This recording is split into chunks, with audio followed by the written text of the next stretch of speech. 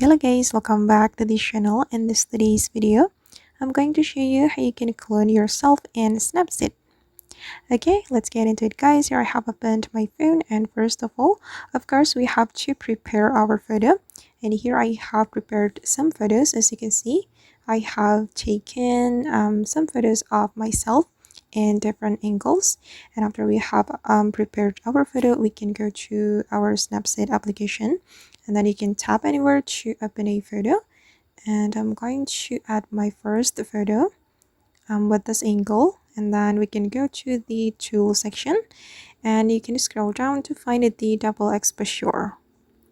Okay, then click on this image icon, then you can add your second photo.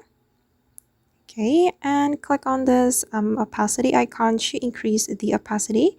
You have to increase it until maximum. Then click on this check mark, and we can click on this icon guys on the top. Then you have to select the view edits.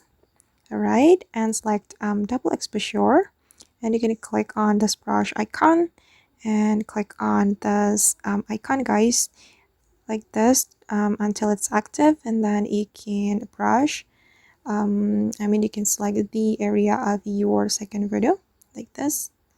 Once you're done, you can click on this check mark, and then this is the result.